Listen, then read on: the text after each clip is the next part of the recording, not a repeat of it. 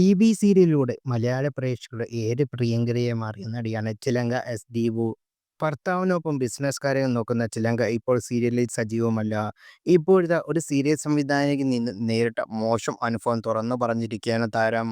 ഒരു ഓൺലൈൻ മാധ്യമത്തിന് നൽകിയ അഭിമുഖത്തിന് ഇതിനോടകം വൈറലായത്. മോശം അനുഭവം ഉണ്ടായ ആ സംവിധായകനെ തല്ലിയതാണ് താൻ ജീവിതത്തിൽ ചെയ്ത ഏറ്റവും നല്ല ശരിയെന്നും മെന്റലി അല്ലാത്തതുമല്ല ടോർച്ചർ എത്രകാലം സഹിക്കുമെന്നും ചിലങ്ക എസ്. ദീപു ചോദിക്കുന്നു. ചിലങ്കയുടെ വാക്കുകൾ ഇങ്ങനെ: "ആ സംവിധായകനെ തല്ലിയതാണ് ഞാൻ ജീവിതത്തിൽ ചെയ്ത ഏറ്റവും വലിയ ശരി. സഹിക്കാൻ പറ്റാത്ത കാര്യങ്ങൾ ഉണ്ടായപ്പോഴാണ് ഞാൻ പ്രതികരിച്ചത്. സംവിധായകനെ തല്ലിയാൽ എന്താണ് അടുത്തത് സംഭവിക്കാൻ പോകുന്നതെന്ന് സംബന്ധിച്ച് നല്ല ബോധ്യമുള്ള ആളാണ് ഞാൻ. ഒരു ആവേശത്തിൽ ചെയ്തതല്ല, ഒന്നും കരുതിക്കൂട്ടി ചെയ്തതുമല്ല.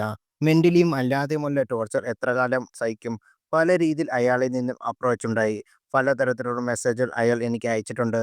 അതെല്ലാം സ്ക്രീൻഷോട്ടായി ഞാൻ എടുത്തു വെച്ചിട്ടുണ്ട്. തെളിവുകൾ എൻ്റെ കയ്യിലുണ്ട്. ഷെയ്ക്ക് ഹാൻഡ് തരുമ്പോൾ അയാൾ എൻ്റെ കൈവെള്ളയിൽ ചൊറിയുമായിരുന്നു.